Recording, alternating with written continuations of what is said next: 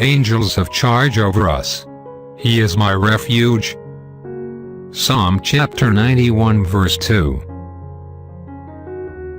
Modern psychiatrists say that one of the basic needs of man is security.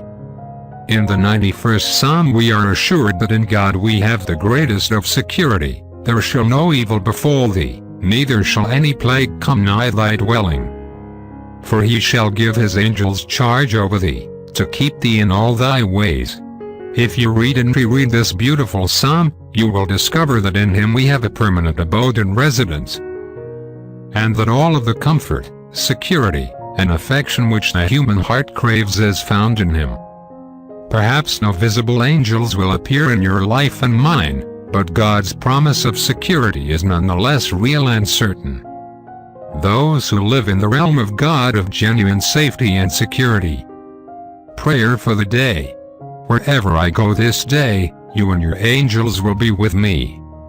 Thank you, Lord, for the peace, love, and security you promised.